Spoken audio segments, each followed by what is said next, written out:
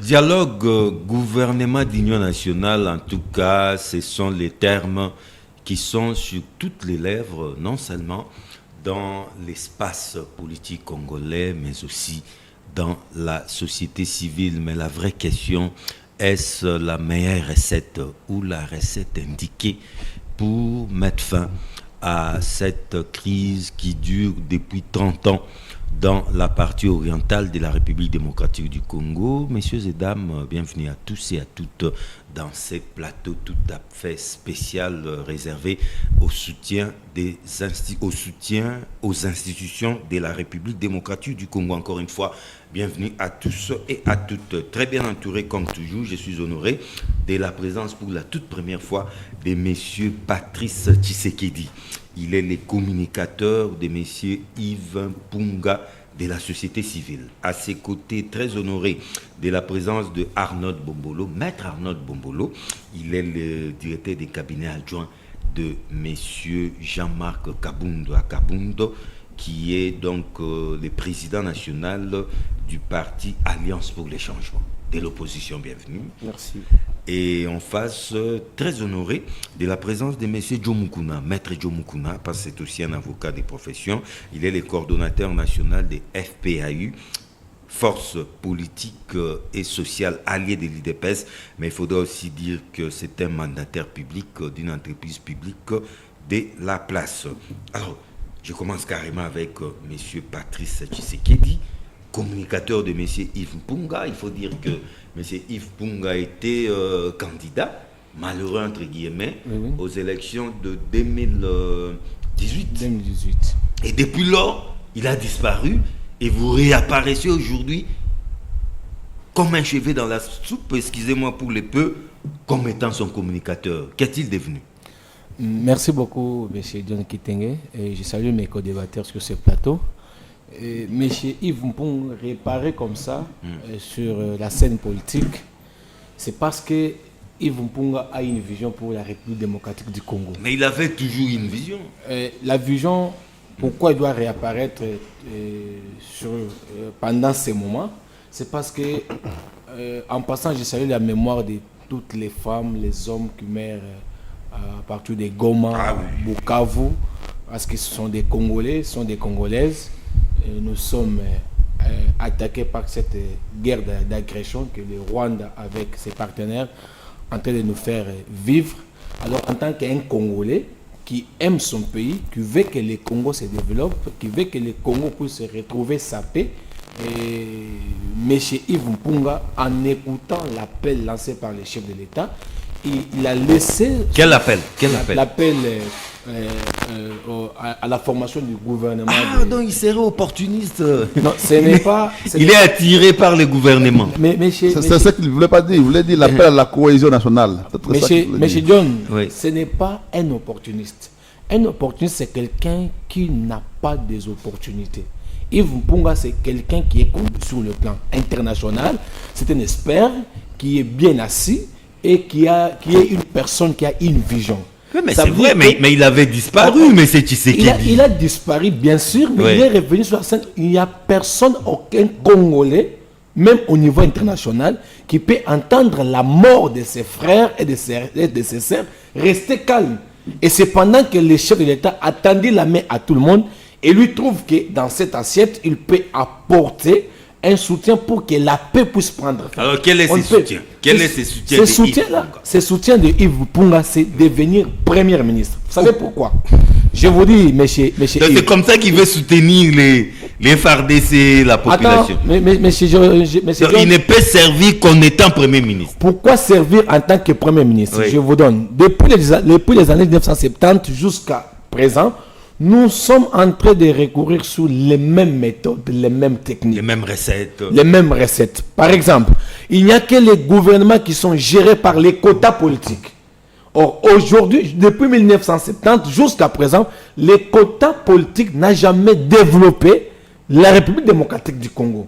Alors c'est pourquoi Yves Mpunga vient se présenter dans ces casquettes de société civile afin de permettre que nous, la société civile, on peut contribuer aussi pour le développement. Un instant, M. Tshisekedi, Yves Mpunga de la société civile, mais non, moi je connais un parti politique de M. Yves Mpunga. Les sièges seraient même alimentés. J'ai couvert des activités là-bas, dans ces sièges-là, les partis politiques de Yves Mpunga.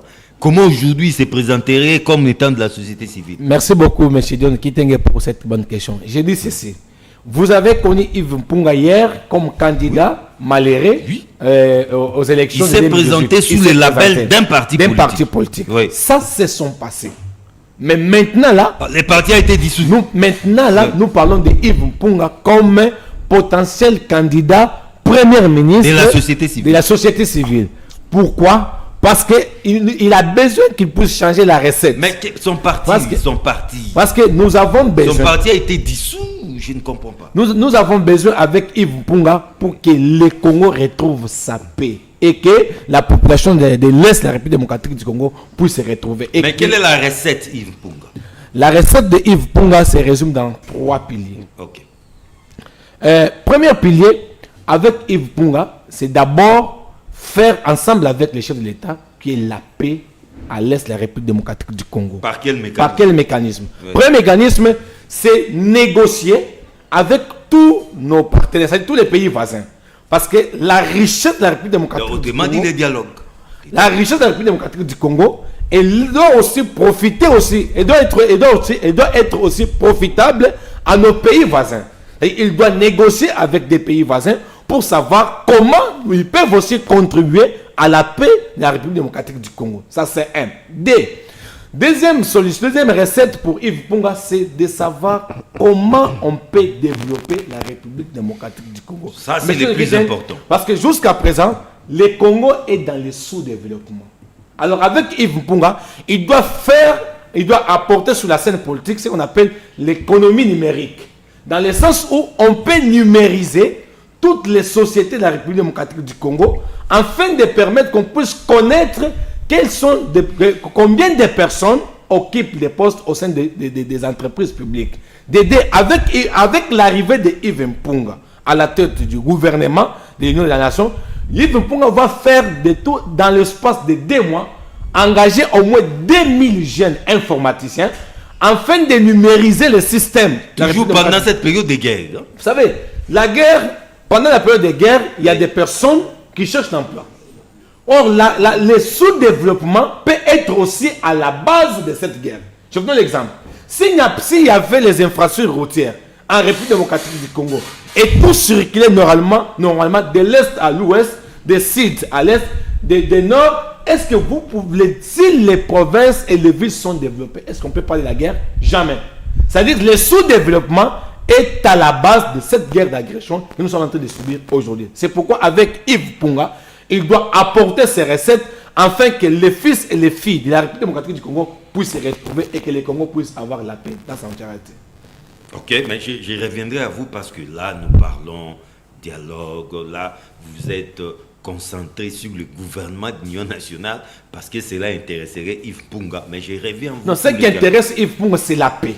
Parce qu'aujourd'hui, Goma est tombé, Bukavu est tombé, et quand le chef de l'État a lancé cet appel, en tant que Congolais conscient, il ne pouvait pas rester indifférent. Il ne pouvait pas rester indifférent à l'appel du chef de l'État. Vous n'êtes pas Congolais. D'abord, c'est sauver les vies, ramener la paix, et le reste, on va continuer. C'est ça un Congolais qui réfléchit pour son pays. Je rappelle que c'est M. Patrice Tshisekedi, communicateur de M. Yves Mpunga sur ces plateaux. Maître Arnaud Bombolo, ça y est, hein, vous avez jubilé votre leader, M. Jean-Marc Abound, hume l'air frais, après plus de 2 ans passés dans les géoles de Makala. D'abord, rapidement, comment est-ce qu'il a été libéré? Est-il redevable au président de la République? Parce que si quand même aujourd'hui M. Kabound est dehors, il faut reconnaître que c'est avec la bénédiction du président Tshisekedi. La recette actuelle, dialogue, gouvernement d'union nationale, certaines langues diraient même que s'il a été libéré, c'est pour occuper l'un des postes importants dans ce gouvernement d'union nationale. Merci beaucoup, cher John, d'abord pour l'invitation. Je salue les co-débatteurs avec qui nous partageons les plateaux.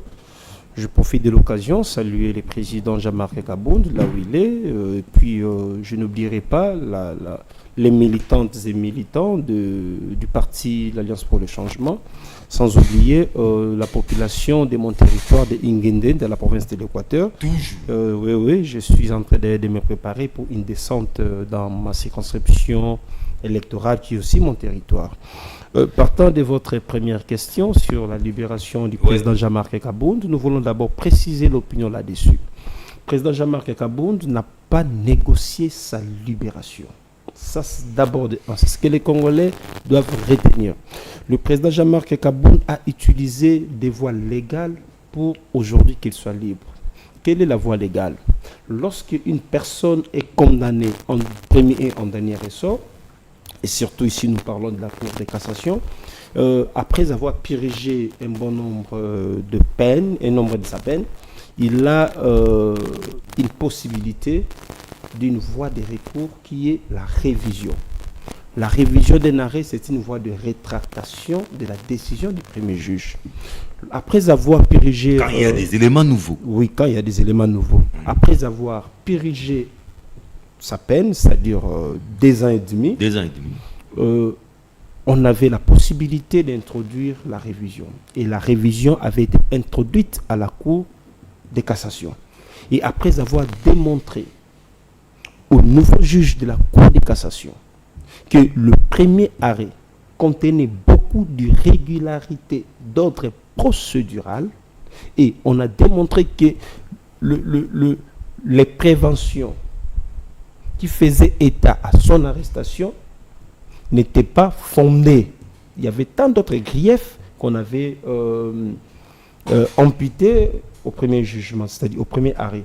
Et le juge de la révision a reçu nos moyens et s'est rétracté par rapport au premier arrêt. C'est depuis d'ailleurs mois de décembre, début décembre, que son arrêt de la révision avait été prononcé par la Cour de cassation.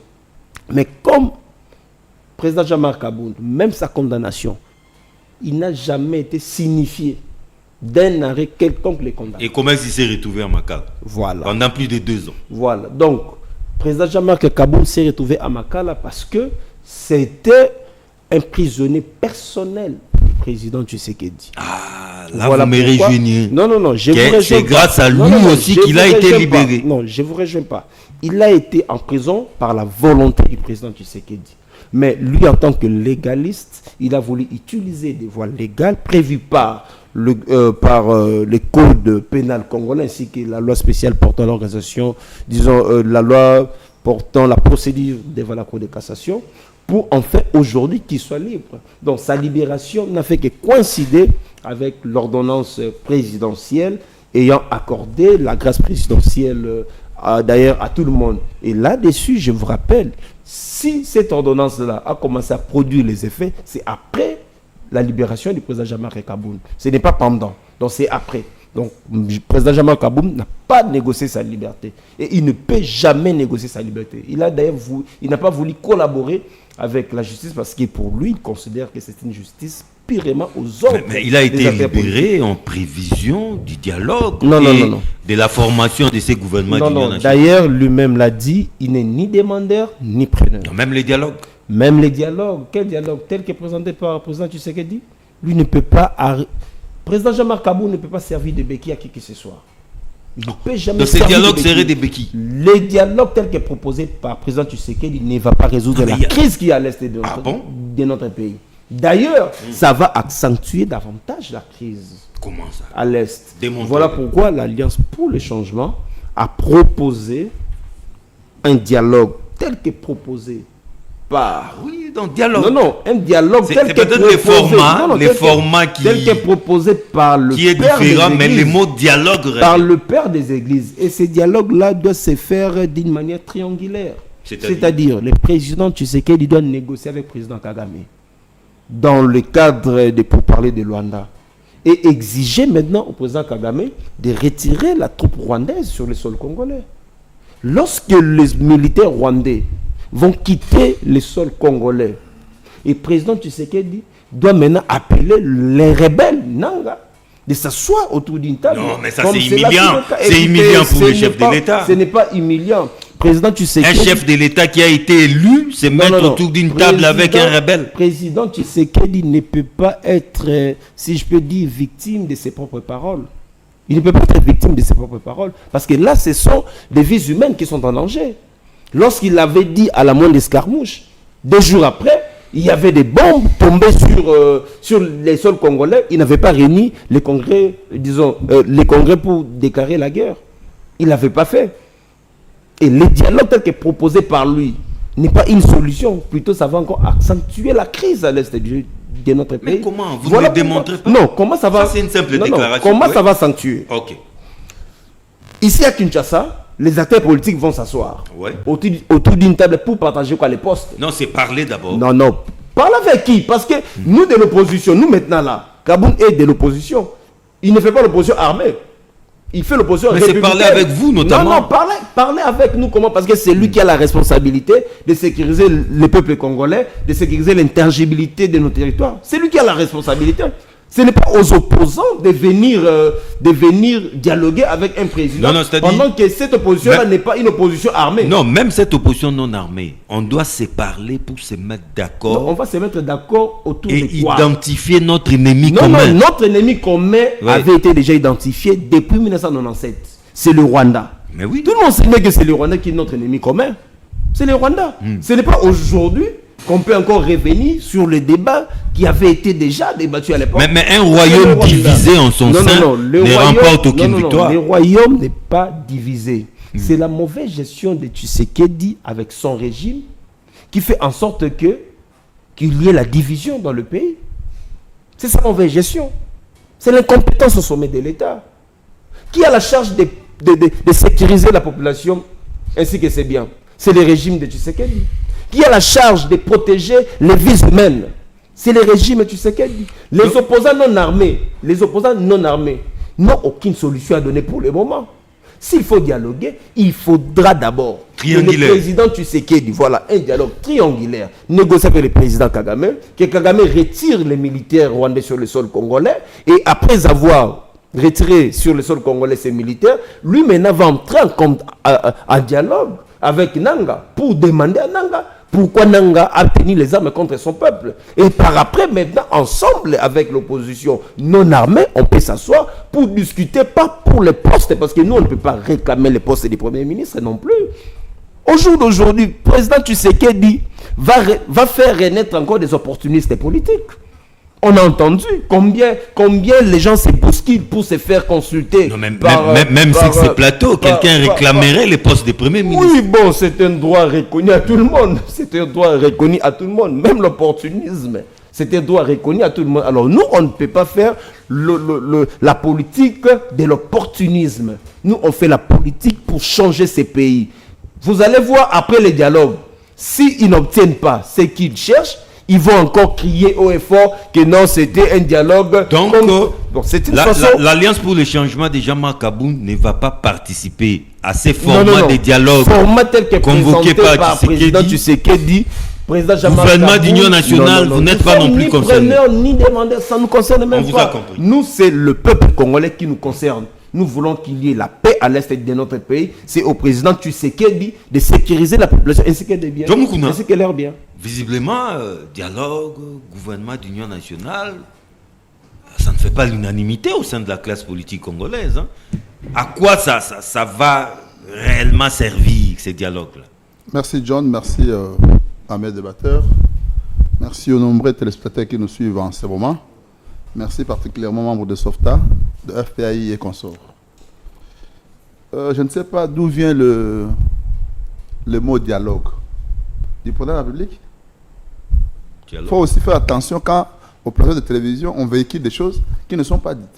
Est-ce que le président a parlé le chef n'a mandaté personne pour parler dialogue. Alors vous donnez l'occasion aux gens qui ne peuvent même pas parler et ils parlent parce que... Mais qui vous a parlé du mot dialogue? Le mot dialogue vient de qui? Le président a dit que je vais consulter les Congolais. À travers son spécial. Je vais consulter la classe politique. Et il a me souligné enfin, ne prendra qui veut. Ceux qui vont refuser, c'est leur affaire. Comme les kabundistes disent qu'ils sont ni preneurs ni demandeurs. Alors que ni demandeurs. On ne leur même pas tendu la main. On ne leur même pas présenté le menu. Donc ça veut dire que déjà là, ils se retirent. Donc il n'y a pas de problème. Et je ne vois pas dans l'imaginaire du président de la République dire écoutez, je vais prendre Kaboul, le nouveau Premier ministre. Non, il faut oublier cette histoire. Il ne faut même pas passer à ça. Et Kaboul, si on lui tend la main, soit Premier ministre, Kaboul refuse. Oh, Boni Boyoko. Tel que vous le voyez là. On dit Kaboul, soit Premier ministre, il refuse. Non, mais il a quitté un poste de juteux. Hein. Non. Il a quitté un poste de premier vice-président de l'Assemblée nationale, c'est pas peu. Il n'a pas quitté, on l'a déballé. Oui, mais... Il a été déballé. Est-ce que vous savez qu'Abound a été jugé en procédure de flagrance?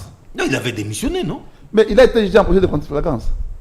Est-ce que vous savez que Kabound, nous, République, nous avons gagné? Il a été en prison. Le rôle de la prison, c'est quoi? Rééduquer. C'est la rééducation. Mais dans sa sortie médiatique ici, vous n'avez pas senti la dose de la rééducation? Apparemment, oui. L'homme s'est radicalisé. Non! Il s'est radicalisé dans une démarche correcte, dans une démarche institutionnelle. Mais pas de sortie, pas de déviation. Parce qu'autrefois, il avait débordé. Si vous regardez, vous lisez son discours. Les Quinois disent à toute heure à bordure. Ah! Donc pour nous, la République a gagné. Kabound qui était arrêté pour avoir été poursuivi pour faux bruit, mais quand il fait sa première sortie après d'être libéré, il n'y a pas de faux bruit là-bas. Ça veut dire pour nous, nous avons gagné. Le Congo a gagné. Vive la justice. Il a été rééduqué. Rééduqué. J'attends qu'ils me disent le contraire. Kabound sort de la prison. Il dit il n'est ni preneur ni demandeur par rapport à la main que le président lui tend. Il n'y a pas de problème. Les Congolais sont nombreux. Il y a un Mpunga ici à côté qui demande d'être Premier ministre. Oui. On va examiner son dossier parce que c'est un Congolais comme tous les autres. Et je ne pense pas que du point de vue audience, Kabound soit aussi plus fort que Mpunga là. Je ne pense pas. Parce que Mpunga déjà il était candidat pour la République, il a fait 1, quelque chose de voix. S'il faut parler en termes numériques, ça pouvait faire des millions de voix. En termes d'assiette nationale. Oui. D'assises. Que Kabound n'a pas fait. Kabound n'a jamais été candidat président. Justement. Donc on l'attend d'abord demain au tournant. Prendre un monsieur comme Kabound, commencer à croire que parce qu'il a dit qu'il sera candidat et mettre la confiance sur lui, il sera un potentiel candidat, c'est très grave, c'est très dangereux. Bon, on en parlera quand il sera question de parler de lui parce que maintenant là, le temps imparti est éphémère. Nous parlons dialogue. Dans le débat. J'attends mon co-débatteur au tournant. S'il veut que j'ouvre la Pandore là-dessus, on va discuter. Non, mais gouvernement d'union nationale alors. Parce que là, au moins, le chef de l'État lui-même l'a dit. J'en ai déjà parlé. Mais ça va résoudre quel problème? Bien entendu. Oui. J'ai donné la réponse autrefois, je ne vais pas me répéter parce que les images que nous faisons ici sont parfois capturées. Hein. Aujourd'hui, les paroles ne s'envolent plus. J'ai dit ceci. L'appréciation du gouvernement d'union nationale, c'est pour des raisons d'efficacité et de bonne gouvernance. Ah bon? C'est une leçon qui enseigne. Des raisons d'efficacité et de bonne gouvernance. Le président applique à un gouvernement, d'ailleurs pour votre information, il avait annoncé déjà au mois de mars 2024 qu'il changerait le gouvernement. À ce moment, la gomme était tombée. Bukavu n'était pas tombé. Non. À cette époque, il parlait beaucoup plus du changement de la Constitution. Non, je vous parle du changement de gouvernement. Il faut rester dans mes pieds, je suis là. À ce moment-là, quand il parlait, Goma n'était pas tombé, Bukavu n'était pas tombé. Mais qu'est-ce que le président Blink voulait dire? C'est pour des raisons d'efficacité. S'il estime que vous avez travaillé bien ou mauvais et qu'il faut le changer, c'est lui. Parce que c'est lui qui est le maître d'école. C'est lui qui a les cahiers pour côté. C'est lui le titulaire. C'est lui le maître de l'action du gouvernement, c'est lui. Et il dit, ouais, écoutez, d'ailleurs, il a même rappelé dans l'ordre de sa sortie médiatique, il disait quoi? Ça ne peut pas, faut pas forcément changer le Premier ministre. Même pour là, sa chance est minorisée parce qu'on risque d'avoir un gouvernement, mais ça changer le Premier ministre. Mais s'il arrivait qu'il y aurait les besoins de changer un Premier ministre, c'est en ce moment que Punga sauterait sous l'occasion. Et je ne lui interdis pas son droit en tant que Congolais. Son droit le plus légitime. Mais ce qui est compliqué, quand il a évoqué la question de Punga, c'est qu'il a fait ce qu'on appelle en français du transfuge. il quitte du parti politique. Aujourd'hui, c'est Retour Société Civile. C'est très compliqué parce que... Quand je lui ai posé la question sur les partis, ça, il ne répondra pas. Tshisekedi l'a ignoré. Ça, il ne répondra pas parce que c'est compliqué. Mais je pense qu'il faut qu'il ait ça à travailler avec lui-même pour qu'il vous dise qu'est-ce qu'il a milité. Parce que, en fait, la sanction qu'un homme politique peut donner à sa vie politique, c'est aussi ses rébiffés pour gagner la société civile. Mais pas l'inverse. Parce que les deux sociétés, entre deux sociétés, celle qui est modérée, qui est censée être plus saine d'esprit, c'est la société civile. La société civile. Mais quand vous venez de la politique, vous pouvez rentrer dans la société civile. On peut vous comprendre. Ah non, là-bas ça ne va pas, je rentre chez moi. Je rentre dans la société civile parce que les politiques me font mal. Mais c'est ce qu'a fait Mpunga. Non, mais Mpunga était d'abord dans les partis politiques. Et ça, c'est ça la différence maintenant. Pas l'inverse. C'est l'inverse qui est compliqué. Parce que vous ne pouvez pas être dans la société civile, vous laissez vos militants, vos membres là-bas, qui ne sont pas politiques et qui ont besoin de votre voix pour regagner la politique. C'est là où j'ai trouvé ça un peu du transfuge. Hein? Mais pour mettre mon ami co-débatteur sur la parole, il pourra bien nous expliquer. Gouvernement d'union. Par rapport au gouvernement national, j'ai dit, c'est pour des raisons d'efficacité. Et le président de la République a laissé le droit d'apprécier les pourquoi. Mais, le contexte actuel, où nous avons des politiciens, notamment Jean-Marc Abound, qui créent à l'incompétence de sommet de l'État. Ni preneur, ni demandeur. Non, attendez. Oui. Quand vous criez, il y a incompétence. Vous dénichez les ministres qui sont incompétents. Mais si vous en avez, mais donnez. C'est là où nous disons que les politiciens ne prennent pas la question de la République au sérieux. Ils sont tous liés à leurs propres avantages personnels. Si Kaboun ne prendra pas et que la main est tendue, on lui dit, bon, écoutez, nous avons chassé ou renvoyé 22 ministres, 30 ministres, que les Congolais qui ont des potentialités viennent. Kaboun dit qu'il n'est ni preneur ni demandeur. En ce moment-là, il fait mal à la République. Pourquoi? Parce qu'au sein de son parti politique, il y a le meilleur calibre qui peut servir la République. C'est pas si je fais comprendre là-dessus. Dans son faux parti, il y a des meilleurs calibres. Non, Maître Notre Bombolo a dit que Kaboun ne veut pas servir de béquilles à qui que ce soit. Justement, c'est pourquoi je donne la leçon de la morale, n'est-ce pas? Oui. Il s'agit de qui? Il s'agit de la République. Kaboun n'est pas saint. Kaboun est, jusqu'à preuve du contraire, jusqu'à hier, au sortir de la prison ici, quelqu'un qui a travaillé pour l'action gouvernementale de ce pays, qui a milité pour que Tshisekedi soit là où il est. Ah oui, hein. Kaboun a contribué, même s'il faut le dire, à l'échec que nous connaissons aujourd'hui. Il est dans les secrets des dieux de ses pouvoirs. Mais quand il dit Nelson, donne les béquilles à personne, mais je vous assure qu'il finira par donner. Pourquoi il donnera? Parce que lui-même n'ira nulle part. Il va monter. Non, lui, il attend 2028. Il attend 2028. Il est candidat. Pour être président de la République. Oui, il est candidat. Mais, pour être président de la République, il aura toujours les budgets sur d'autres. Parce qu'il y en a plus puissants que lui sur le terrain. Il y a Martin Fayoulou qui est là. Il est puissant plus que lui. Il a été candidat 2 fois. Il a une base solide, indélébile, plantée, maintenue, sûre. Que Kaboun cherche encore. Mais il peut faire alliance, hein. Mais quand il dit qu'il ne sert pas de béquilles à quelqu'un, il fera alliance demain. Et dans cette alliance-là, il ne sert pas de béquilles à Félix. Attendez, pour être clair. Non, on ne doit pas considérer Félix aujourd'hui comme un individu. C'est la République. Il est le symbole de la nation, de l'unité nationale. Si on parle de Félix en tant qu'individu, là, on sort du cadre de débat. Félix Tshisekedi est la première institution. Est le symbole de l'unité. Quand le symbole de l'unité vous dit, écoutez mes chers amis, mes chers compatriotes, le Congo va mal. Nous avons des problèmes.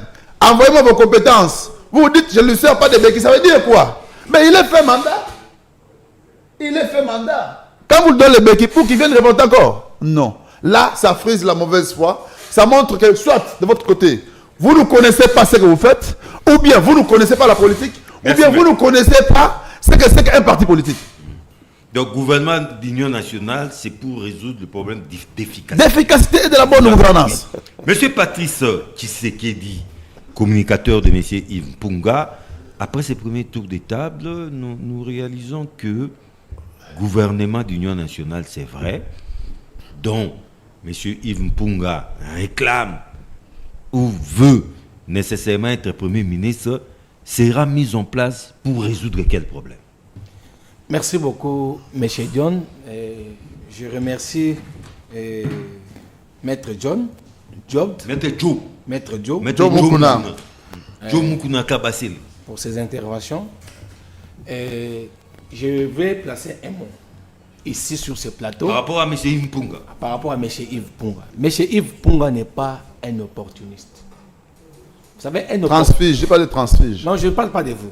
Je parle du monde qui est sorti sur ce plateau ici pour dire qu'il y a de ces politiciens-là, il y a de ces Congolais-là qui sortent comme des opportunistes pour prendre le poste du Premier ministre. Yves Mpunga n'est pas un opportuniste parce que c'est quelqu'un qui est bien assis, qui a des partenaires partout au monde, en Angola, en Allemagne. Il est connu dans le monde des banques où il peut aujourd'hui mettre en place même 100 millions de dollars. Mais qu'est-ce qu'il attend pour le faire? On le fait. Il faut qu'il soit Premier ministre pour le faire. Monsieur John, il y a une politique où s'il faut le faire, il faut comprendre ce qui se passe dans ce pays. Je vous explique. Yves Mpunga a un plan, a un agenda qu'il est en train de planifier par rapport à la République. Parce que quand quelqu'un fut candidat malheureux à la présidence de la République démocratique du Congo, ça veut dire qu'il a une vision. Il est différent de toute autre personne qui travaille avec la vision des autres. Vous savez, il y a des personnes qui sont devenues leaders parce qu'ils ont fait ce qu'on appelle du copier-coller. Mais Yves Mpunga n'a pas fait du copier-coller. C'est sa propre vision. Il a écrit, je vous donne l'exemple. Yves Mpunga va s'asseoir, il dit, ok, le président de la République, Félix Antoine Tshisekedi, a lancé un appel pour que tout Congolais qui a besoin de travailler dans ce gouvernement, disons de la nation, qu'il se présente. Yves a besoin de servir la nation. Il a vu qu'il y a des problèmes. Il a servi ailleurs. Donc, autrement dit, Yves Mpunga est commandeur d'emploi. Non, il n'est pas commandeur d'emploi. Quand on parle d'un commandeur d'emploi, c'est quelqu'un qui n'a pas d'emploi. Mais Yves présente l'intérêt de servir la nation. Yves présente l'intérêt, comme Maître John vient de dire, présenter l'intérêt de servir la nation, aider sa population. Mais il peut servir la nation n'importe où, pas forcément à la primature. Mais monsieur John, il peut servir la nation comme étant bourgmestre. Pourquoi pas? Laisse-moi vous dire. Servir la nation en tant que bourgmestre, oui. Vous êtes limité dans le temps et dans l'espace. Il y a des projets que vous ne pouvez pas initier.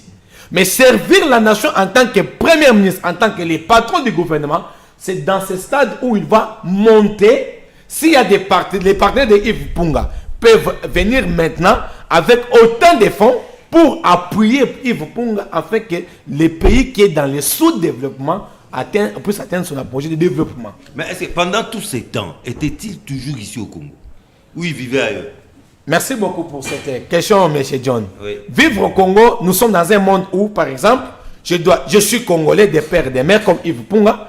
Il a ses partenaires à l'étranger. Il peut être à cheval. Être à cheval, Congo-Kinshasa, ça ne signifie pas que je ne suis pas Congolais. Je suis à cheval, Congo-Kinshasa, pour mes raisons qui doivent me permettre de l'efficacité afin d'atteindre les objectifs. Je vous donne l'exemple. Quand je parle avec M. Yves Mpunga, il dit ceci, il dit Patrice, vous voyez, la République démocratique du Congo a plus ou moins 8 confessions religieuses. Vous voyez, M. John, plus ou moins 8 confessions religieuses. Et dans ces 8 confessions religieuses, chaque église a des membres. Et parmi ces membres, il y a des chômeurs. Alors regarde la vision, beaucoup de chômeurs.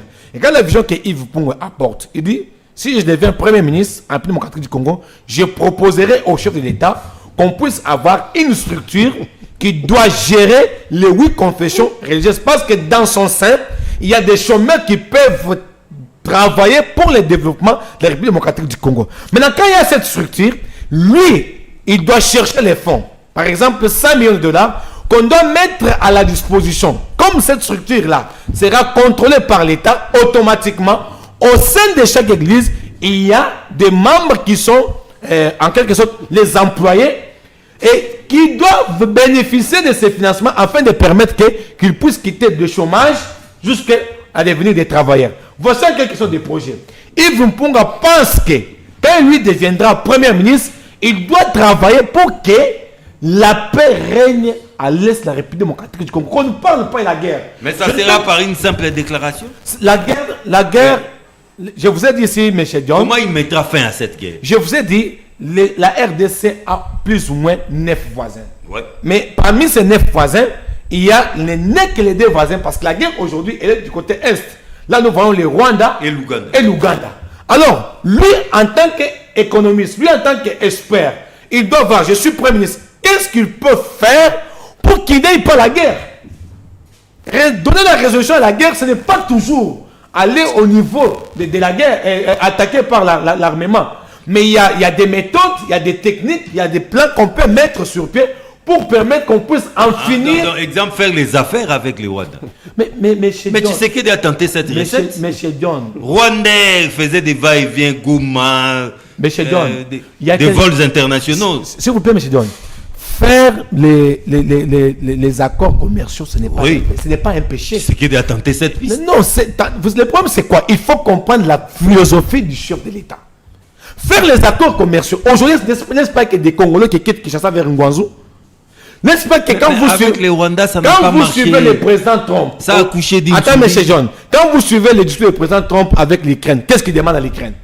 Est-ce que faire des accords commerciaux pour que les minéraux du pays puissent profiter à nos pays voisins, est-ce qu'il y a un problème? Est-ce qu'il ne peut pas être... C'est qu'il l'a tenté. Il a tenté ça, mais il faut comprendre. Parce que quelqu'un qui n'arrive pas à comprendre les enjeux de cette guerre, ce n'est pas un Congolais. Parce que les enjeux de cette guerre, vous allez vous rendre compte, je vous prends, M. John, vous êtes Congolais. En 2018, en 2016, quand il n'y avait pas eu les élections qui étaient prévues en 2014, je pense, de M. Diop. 2016. Les États-Unis, il y avait des sanctions sur des personnes politiques en République démocratique du Congo, n'est-ce pas, non? Mais je vous pose une question, on se regarde dans les yeux. Depuis que cette guerre d'agression a commencé, jusqu'à ce stade, pour des glissements de 2 ans, il y a eu des sanctions. Et on a suivi des personnes en République démocratique du Congo. Mais aujourd'hui, il y a plus de 40 000 morts. Dis-moi une communauté internationale qui s'est levée ici pour condamner ça. Est-ce que vous trouvez que cette guerre-là est normale? Et vous trouvez où est-ce que Kagame est en train de pousser sa force? Ça veut dire qu'en quelque sorte, nous sommes Congolais. Si quelqu'un, hier j'ai discuté avec un avocat qui a fui Goma avec sa femme, et quand il vous explique les choses qui se passent à Goma, et avec les choses qui se rencontrent dans ce plateau, je dis, il y a des personnes qui ne maîtrisent pas bien ces pays. Il y a des gens qui parlent de la guerre sur les réseaux sociaux, mais il n'a pas vécu la guerre. Il n'a pas compris pourquoi les chefs de l'État, où vous savez que le président là où il est là, il pense faire le gouvernement de la nation, c'est pour ses propres intérêts. C'est parce qu'il ne veut pas, c'est qu'il ne veut pas que le sang de ces Congolais coule. Il doit comprendre qu'est-ce que nous pouvons faire pour qu'il y ait la paix. Parce que c'est la paix et c'est ce gouvernement qui mettra fin à cette crise. C'est ça aussi l'efficacité de la gouvernance, non? Vous savez, M. John, vous savez, les opportunistes, c'est ceux-là qui veulent gagner, être stable parce qu'il y a des morts à l'Est. Ils en font un fonds de commerce. Ils en font un fonds de commerce. Mais nous, les Congolais, qui aiment le Congo, comme Yves Punga, c'est pourquoi il a abandonné tout ce qu'il pouvait faire. Parce que je ne sais pas si c'est la personne de Yves Mpunga qui manque des millions de dollars chez lui à la maison. Il ne manque pas. Mais c'est parce qu'on ne voit pas l'argent, mais on voit l'intérêt général. Merci, monsieur. L'intérêt de la nation, c'est ce que Yves Mpunga est en train de voir, afin d'apporter aussi son expertise auprès du chef de l'État, afin que le Congo gagne. Si le Congo gagne, le président Félix Tshisekedi, il doit passer un jour. Hier, on avait Kassavubu, on avait Mobutu, on avait Mouzé Laurent Désiré Kabila. Demain, on aura une autre personne. Mais qu'est-ce que nous allons dire? Nous avons l'habitude de chanter dans notre hymne national. Nous bâtirons un beau pays, plus beau qu'avant. N'est-ce pas, non? Est-ce que depuis 1970, depuis l'indépendance jusqu'à aujourd'hui, est-ce que le Congo d'avant l'indépendance et le Congo d'aujourd'hui, quel est le Congo qui est plus beau qu'avant? Ça, c'est un. Dédé. Nous disons chaque jour que nous allons léguer ces Congo à nos enfants. Nous allons léguer quel type d'infrastructure? Nous allons léguer nos millions à nous, nos bâtiments à nous, l'argent maudit que nous avons reçu sur les seins de ces Congolais qui sont en train de mourir. Alors, ce sont des personnes de Yves Pour qui pensent que nous devons léguer parce qu'un jour, moi, je vais passer. Mais qu'est-ce que je vais léguer à cette nation? C'est aujourd'hui. Je vous reviens pour la conclusion. Qu'il a fait. Je vous reviens pour la conclusion. Je rappelle que c'est M. Patrice Tshisekedi, communicateur de M. Yves Punga, Maître Adolphe Bombolo, je reviens à vous. Ni preneur, ni demandeur, ni quémandeur des postes. Mais qu'est-ce que vous proposez? Parce qu'il y a péril en la demeure. Nos territoires sont en danger. Est-ce que vous vous en rendez compte? Merci beaucoup, cher John, pour m'avoir accordé une fois de plus encore la parole.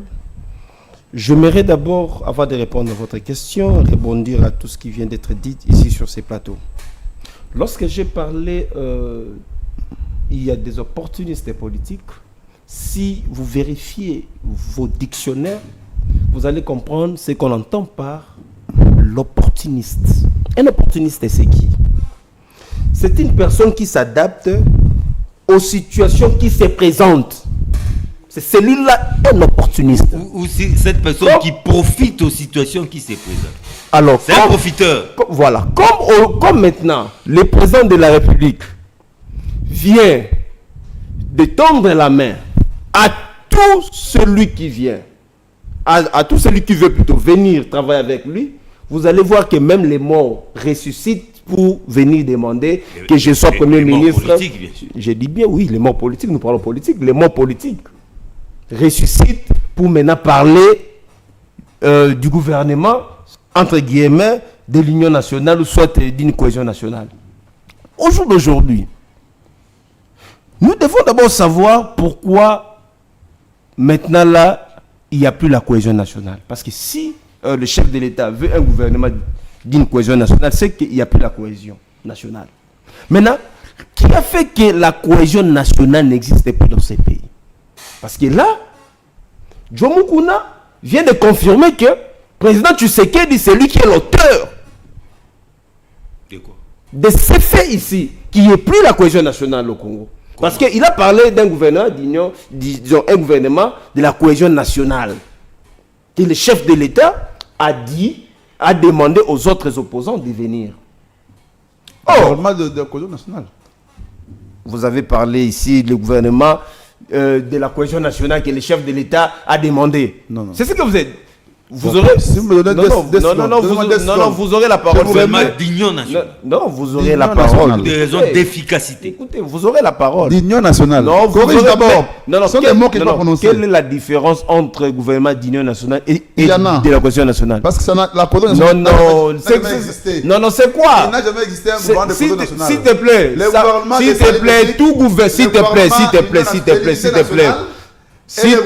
s'il te plaît, soyez démocrate. J'étais calme lorsque vous parlez. Mais alors, ne me verse pas les Non, j'étais trop calme. Le gouvernement. Ne le faites pas dire.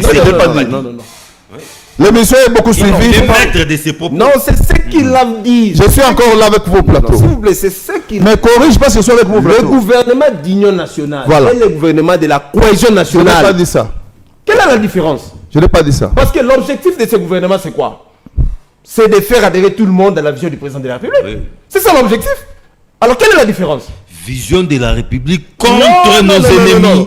Cher John, contre nos agresseurs. D'ailleurs, la solution à tout ce qui se passe à l'est de notre pays, ce n'est pas le dialogue. Ce n'est pas le gouvernement de l'Union nationale. C'est quoi alors? Je vous ai dit, au jour d'aujourd'hui, il y a un gouvernement d'union nationale. Ok? Oui, avec la présence de Mutamba. Pendant ce temps-là, Nanga ainsi que les Rwandais occupent Goma, occupent Bukavu. Et ici à Kinshasa, vous partagez les postes. Donc vous n'avez même pas souci de ceux qui meurent à l'est de ces pays. Vous êtes sans cœur. Vous êtes des opportunistes. Vous venez parce que le chef de l'État a demandé à tout le monde de venir autour de lui et travailler ensemble. Si le chef de l'État n'avait pas demandé aux autres de venir, on n'aurait dû pas entendre des inepties sur certains plateaux. Parce que tout le monde au jour d'aujourd'hui, les gens disent que non, nous sommes là, nous voulons travailler. Il y a même certains, entre guillemets, certains leaders qui acceptent d'être consultés par un conseiller spécial du chef de l'État. Une insulte. C'est une insulte. Quelqu'un qui se dit leader, mais il accepte d'être consulté par un conseiller. Maintenant, là, le président de la République veut faire les postes Pilatar. C'est là maintenant l'hypocrisie. Or, s'il faut régler le problème, la guerre qui est à l'est de notre pays, on doit se parler en face des vérités. On ne peut pas se cacher. Lorsque le président Tshisekedi a pris le pouvoir en 2019 dans ce pays, Goma et Bukavu n'étaient pas occupés par les rebelles. Lorsque le président Tshisekedi a prêté serment dans ces pays, il n'y avait pas autant d'accords commerciaux avec le Rwanda. Lorsque le président Tshisekedi a pris le pouvoir dans ces pays en 2019, on ne parlait plus de l'agression dans ces pays. Parce qu'il n'y avait pas une quelconque localité occupée par le Rwanda, comme aujourd'hui. Il y a même des grandes villes occupées par le Rwanda. La solution, c'était plus la solution militaire. Il fallait que le président de la République respecte ne fût-ce que ses propres mots à la moindre escarmouche. Je vais réunir... Vous savez que notre armée c'est une armée infestée par des trahisons de diverses natures. Alors là maintenant, le chef de l'État avait menti aux Congolais qu'à la moindre escarmouche, il va déclarer la guerre. Parce que c'est lui qui est le commandant suprême des forces armées congolaises. Donc il savait déjà que cette armée, c'est une armée infiltrée. Donc il ne pouvait même pas utiliser certains langages, entre autres à la moindre escarmouche. Maintenant, il y a plusieurs morts à l'est du pays. Pourquoi pas le président de la République a déclaré la guerre? Parce que maintenant, là, nous parlons de la guerre qui est sur le plan des faits. Mais sur le plan des droits, le pays n'est pas en guerre. Parce que la guerre, elle est déclarative, conformément à l'article 86 de notre Constitution, si vous lisez. Le chef de l'État déclare la guerre par une ordonnance. Sur le plan des faits, nous sommes en guerre, mais sur le plan des droits, nous ne sommes pas en guerre. Or, le président de la République voulait matérialiser sa vision lorsque le pays est agressé par une ordonnance déclarant la guerre. Pourquoi il ne l'a pas fait? Point d'interrogation. Voilà pourquoi nous, Alliance pour le changement, nous sommes en train de voir, c'est comme si c'est une complicité du régime. Et le régime ne veut pas mourir seul. Il veut maintenant que tout le monde vienne pour que nous soyons tous condamnés. Nous ne voulons pas servir des béquilles pour que demain nous soyons condamnés par le peuple congolais pour avoir peut-être venir dans un gouvernement qui ne va pas donner la solution aux problèmes qui se passent à l'est de notre pays. Vous demandez à mon co-débatteur ici quelle est la solution, parce qu'il déclare la primature. Quelle est aujourd'hui la solution aussitôt pris la primature? Il ne donne pas. Donc vous sentez vraiment que l'opportunisme. Pourquoi? Parce que il y a le chef de l'État qui a demandé que je vienne là, mettre que je m'y mette. Or, nous ne voulons pas la politique de mettre que je m'y mette. Nous voulons la politique publique crédible, cohérente, conséquente pour ce pays. Parce qu'il y a des morts à l'Est. Les gens meurent à l'Est. Mais ici à Kinshasa, les politiciens veulent s'asseoir, discuter les postes. Vous aurez ça, vous aurez ça. Pendant ce temps-là, il y a un gouvernement qui est là, le gouvernement de l'Union sacrée. Maître Djomoukouna ici avait applaudi ce gouvernement ici. Vous avez passé 5 minutes à me critiquer. Non, cher John. Vous ne faites que critiquer. Cher John, d'ailleurs, j'ai proposé ici que la meilleure solution, c'était la guerre. C'était la voie militaire. Alors, comme maintenant, les chefs de l'État n'avaient pas pris la situation sécuritaire à l'est de notre pays au sérieux, s'il vous plaît. Comme les chefs de l'État n'avaient pas pris le problème de l'insécurité à l'est au sérieux, voilà pourquoi nous en sommes. Parce que s'il avait pris les choses au sérieux, parce que le chef de l'État vient de l'opposition. Mais que faire maintenant? S'il vous plaît, cher John, oui. Le chef d'État vient de l'opposition. Il a lutté dans ce pays avec son parti l'UDPS. Ils ont lutté pas pour continuer avec les antivaleurs qu'eux ont combattu. C'était pour mettre la rupture, pour mettre fin aux antivaleurs que l'UDPS a combattu. Mais vous n'avez rien proposé. Non, mais je suis en train de proposer. Lorsque je parle des antivaleurs, quelles sont les antivaleurs? La corruption, le détournement de deniers publics, ça continue. Alors il fallait que les chefs de l'État mettent fin à ça. Même au sein de l'armée. S'il vous plaît, même au sein de l'armée. Il fallait, lorsqu'à l'époque, le président Jean-Marc Kabound a demandé au président Tshisekedi d'augmenter l'effectif des militaires.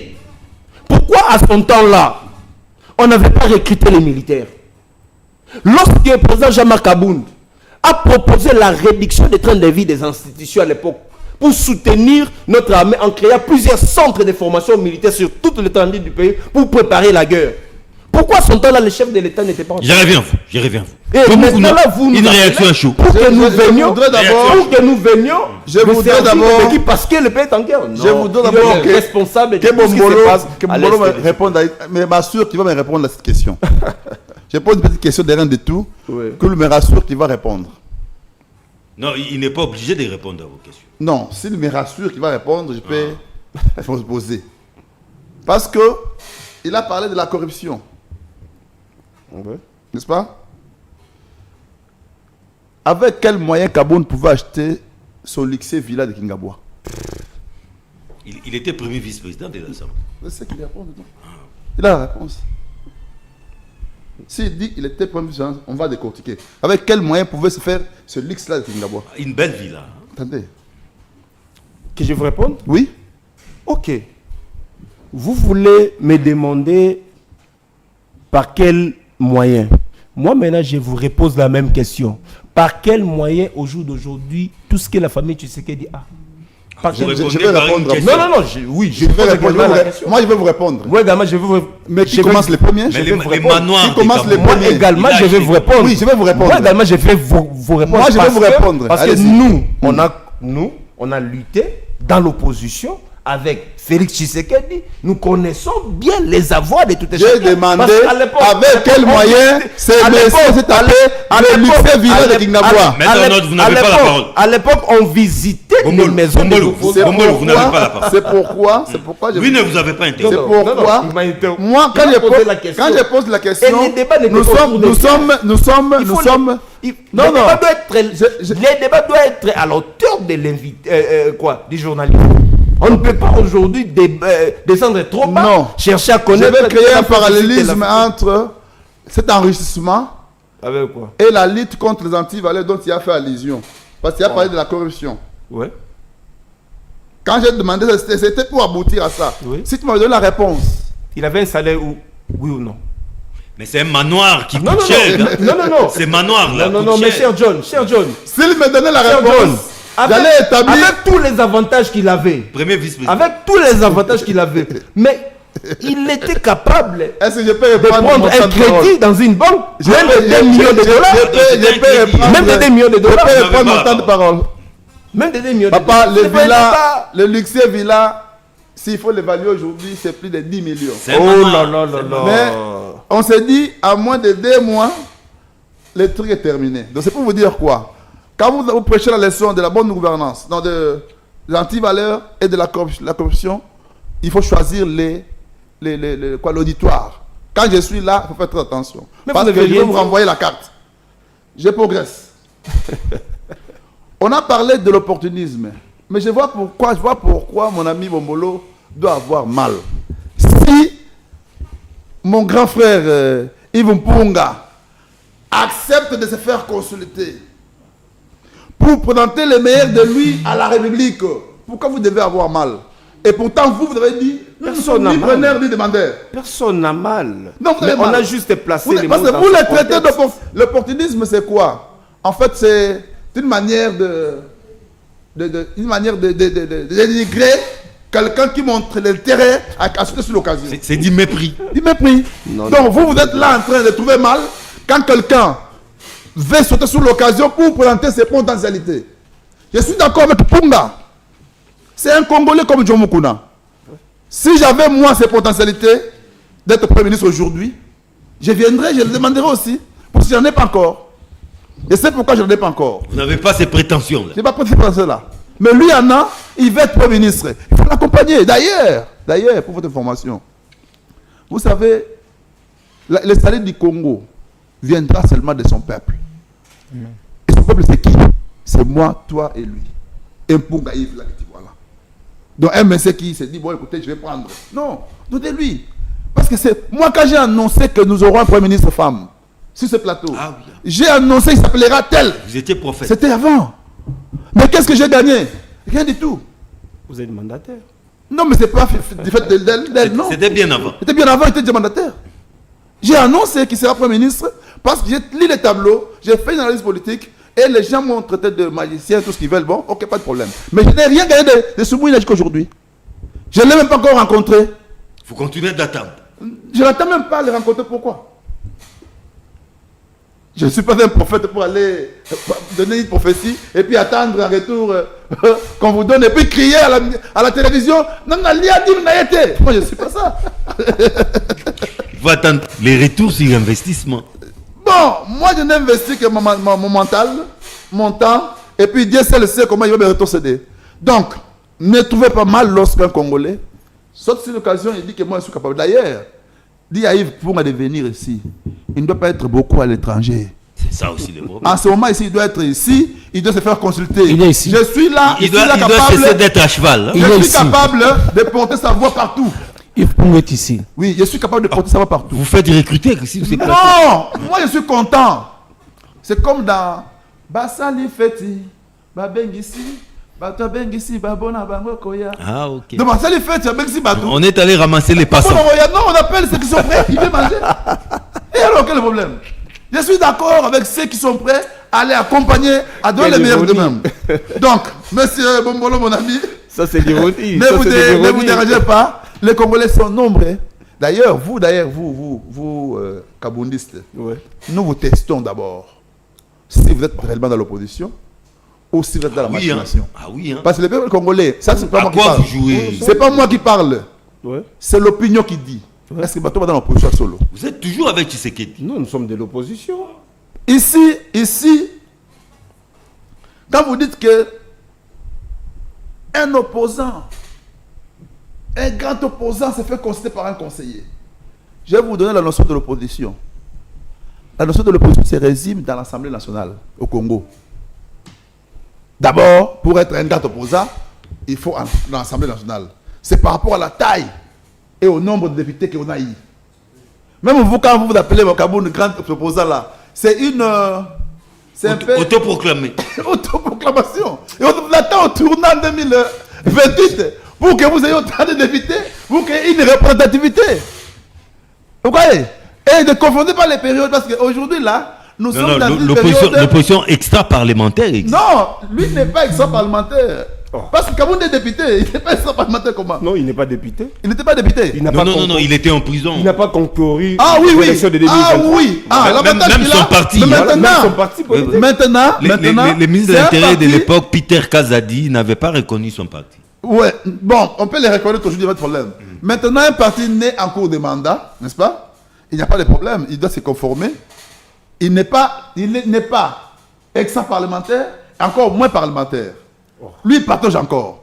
Parce que dans l'extra-parlementaire, il faut que tu sois recruté. Parce qu'il y en a déjà qui sont là-bas. Je vous donne un exemple. Kabila est dans l'extra-parlementaire. Oui. Donc Kabila qui doit vous recruter. Mais oui. Mais c'est quoi? Quand nous constituions l'extra-parlementaire avec Tshisekedi, nous avions comme leader qui? Tshisekedi, non? Tshisekedi. Et quand Kamer est sorti, qu'est-ce que nous avions dit à l'époque? Non, celui-là. Non, on mais doute de lui, tout ça. Kabila n'est pas C'est-à-dire, les on va vous leaders de crédibiliser. L'opposition est plurielle. L'opposition Il n'a pas d'égalité. L'opposition n'a même pas son porte-parole. Je vous donne les faits. Oh là là. Mais les Parce que faits, ce n'est l'opposition cadre pas. parlementaire dans notre pays n'est pas organisée par la loi. Et quand ce n'est pas organisé par la loi, je vous donne les faits sociaux qui organisent ça. Les faits, ce sont tels que la jurisprudence. La première jurisprudence, c'est l'histoire de Tshisekedi quand il était extra-parlementaire. Quand il a dit Kamer est venu, on dit non, celui-là, on va le checker. Donc vous là, vous serez checké par Kabila, qui est dans l'extra-parlementaire. Au nom de quel Comment droit? ça? Ou de quel principe? J'ai donné, vous ne m'avez suivi pas, vous m'avez suivi. Non, Je non. reprends. L'extra-parlementaire en tant qu'opposition dans notre pays n'est pas organisé par la loi. Suivez-moi bien. Quand la chose n'est pas organisée par la loi, on peut recourir à quoi? À des faits sociaux qui sont jurisprudentiels aujourd'hui. Qui a été le premier à vivre dans l'extra-parlementaire? C'est Tshisekedi, son père politique. Il était dans l'extra-parlementaire. Quand à l'époque où il était président de l'IDP, président de l'opposition parlementaire, nous avons vu Kamer venir. Kamer devait se faire crédibiliser chez nous. Tel qu'aujourd'hui, vous allez vous faire crédibiliser chez Kabila. Non. Pourquoi pas Fayou? Fayou? Pourquoi pas Fayou? Non, Fayou avait des députés, non? Non. Fayou n'a aucun. Fayoulou n'a pas de député. Zéro. Ah bon, on va voir maintenant. Là c'est comme Voilà. c'est pas compliqué, c'est bien. Le Je reviens PPRD n'a je aucun termine là. député. Je termine. Je termine là. Le décidé n'a Ne aucun me- député. ne m'interromps pas L'Alliance pour d'abord. le changement n'a aucun député. Ok, donc D'accord. c'est-à-dire que vous avez, si vous êtes à 3, Non, on ne va- sont pas à toi, il y a plusieurs partis. ok, politiques. on va recourir à Des lycées l'antériorité, Sangha. à l'antériorité des partis politiques. Ah bon? Oui, qui est le plus vieux? Tshisekedi. Parti Tshisekedi en 60 secondes, hein, s'il vous plaît, 60 secondes, c'est juste pour placer les mots de la fin. 60 secondes, chrono, c'est parti. Merci beaucoup. Je prends 30 secondes pour répondre à monsieur Arnaud pour dire ceci. Je n'ai pas échappé à votre question. Vous m'avez dit comment Yves Punga va résoudre la question de la guerre. Je lui regarde dans les yeux pour lui répondre ceci. Yves Punga a une tête. Yves Punga, c'est un expert. Et je vous donne la réponse. Yves Punga... Il nous a imposé une démarche. Hein? Yves Punga n'a pas l'argent venu des minéraux de Lualaba. Mais c'est quoi la formule là? Je vous donne la formule. L'argent venu de quoi? Parce que moi, j'ai fait à Minéraux Likasi de Lualaba. et j'étais chauffeur.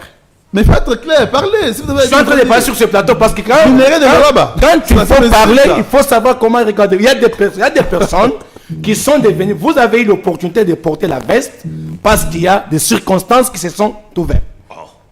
Alors, ici, Yves Punga, c'est quelqu'un qui a étudié.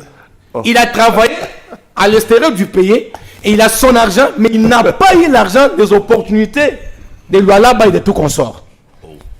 Je réponds. Donc, tu voulais dire quoi? La question. Mais à quoi vous faites allusion? Vous savez, donc Kaboun a eu cet argent à Lualaba. Non, il parle plutôt de l'UDPS, de non, je ne parle pas de l'UDPS. Je ne parle pas de l'UDPS. Il parle de qui? Vous avez parlé ici, M. Arnaud, que Yves Punga, c'est un opportuniste. Yves Punga, il est expert, il est millionnaire, il aime son pays. Il est différent de Jamar Kabunda qui est devenu riche. On connaît comment il est devenu riche. Grâce aux minéraux de Lualaba. Mais il y a des minéraux de Lualaba. Moi, j'ai fait chauffeur en 2019. C'est l'information? Voilà. On est là. Quand il a posé la parler question, sur le plateau. Non, il a plutôt parlé de l'UDPS. C'est pas moi. J'ai dit ceci, M. John. Pas moi, il faut finir la guerre. Yves Punga, on connaît les entreprises qui s'intéressent à nos minéraux stratégiques. Il faut aller vers eux. Et il faut aller vers les entreprises qui s'intéressent à nos minéraux stratégiques. Donc, il y aura une démarche économique. Donc, Yves Punga connaît, parce que la guerre ici, elle est d'abord économique, parce que les entreprises s'intéressent à nos minéraux. Alors, on ne peut pas ignorer ça. Comme Yves Punga a cette carnet d'adresses, il a des connaissances avec les entreprises, il va aller vers eux pour leur proposer une solution, afin que la guerre puisse finir. On ne peut pas finir la guerre, et si on reste chez lui à la maison, dans une maison climatisée, penser qu'on peut servir ce pays, tout en oubliant les peuples en train de mourir à l'est de la République. Cher John, dans ces pays, on ne peut pas comparer un grand esprit comme Jean-Marc Kaboun, un petit monsieur comme Yves Punga. Oh, c'est pas d'attaque personnelle. Jean-Marc Kaboun n'est pas un grand esprit. S'il te plaît, peut-être tu ne connais pas. Non, Jean-Marc Kaboun, moi je le connais. Demandez au président le président fédéral de l'IDPS Likasi. Pas d'attaque. Il est l'actuel. Non, je demande, mais ça va demander le président fédéral de l'IDPS Likasi. Il est actuellement bourgmestre de la commune de Kikula à Likasi. Demande. J'ai utilisé les mots dans son contexte. Non, quand vous appelez Yves Punga petit monsieur. Non, est-ce que vous pouvez me laisser les gens? Est-ce que vous pouvez laisser les gens? D'abord, les nombres de diplômes, écoutez, monsieur, les nombres de diplômes que Yves Punga a, Kaboul n'a pas ça. Vous savez, dans les écoles, vous savez, s'il vous plaît, est-ce que vous connaissez les écoles? Écoutez, tu fus un ancien chauffeur pendant que nous étions politiques. C'est lui qui est devant, c'est un doctorat. Il n'est pas un simple avocat, c'est un doctorat. Yves Punga, c'est un expert qui est différent de Kaboul. Mais laissez-moi l'ancien chauffeur, laissez-moi le temps. L'ancien chauffeur, laissez-moi le temps de parler. Vous ne pouvez pas dans ces pays comparer. Parce que je vois mal, même si vous partez aujourd'hui à l'IDPS, insulter Kaboun, on va vous lapider. C'est grâce à Kaboun qu'aujourd'hui Félix Tshisekedi est au pouvoir. N'eût été la mobilisation de Kaboun demandant à Félix de retirer sa signature en Géval, Félix Tshisekedi ne serait pas président de la République. Alors vous ne pouvez pas les comparer avec un monsieur qui cherche des postes. Aujourd'hui, on peut même le nommer comme bourgmestre, il va accepter parce qu'il est à la recherche, il est à la quête du pouvoir, et les comparer avec un grand esprit comme Jean-Marc Kaboun. La solution au problème qui est à l'est du pays, c'est un dialogue, comme j'ai dit, triangulaire entre les deux présidents. Le président Tshisekedi doit négocier avec Kagame, doit négocier avec le nous a fait du mal, nous IDPS. C'est pourquoi? Pour avoir quitté. Ah voilà. Mais donc, quelqu'un qui ignore laissez-moi terminer, non? Laissez-moi terminer. C'est même la grandeur de... Je ne vous perds pas. Vous voulez combattre avec un monsieur qui nous avait fait du mal quand il a quitté. Il ne faut pas confondre la popularité. Est-ce que je peux parler? Je peux parler. Je vais parler. C'est John Moussa. Il a quitté. Lui n'est pas intellectuel parce qu'il nous a laissé les brimborions. J'ai dit, suivez-moi bien. Il nous a fait du mal en quittant l'IDPS Parce qu'il a laissé les Brimborions. C'est-à-dire Sa faute. Les Brimborions n'expliquent pas. Vous allez lire le dictionnaire. Vous allez lire le dictionnaire. On connaît Les Brimborions. Oui. Ok. On connaît le contexte. Mais la faute à Kabound, c'est quoi? C'est que il a accepté que sa maison brûle à Kangisa Gnaki. l'UDPS. À Tigibana. C'est ça la faute. Non. Maintenant, un monsieur pareil n'est pas un bon exemple. C'est pourquoi moi je les hais. Oh, parfois, Je passe. parfois les bonnets rapportent les agitations. Je vous trouve mal parce que quand il vous pousse à se pointe pour solliciter, à se faire consulter, pourquoi vous vous acharnez? Non, personne. Alors, laissez ça. J'encourage ces charmes contre à se faire consulter pour pas apporter. connu dans la rue. Tu peux me laisser parler. Il est connu parce qu'il a été candidat président de la République. Oh. Parmi les 20, les 26, 24, 20, il était dedans. Donc, Il y a que vous qui laissez-les connaissez. aller se faire consulter, qu'il présente ses prétentions pour les saluts du peuple.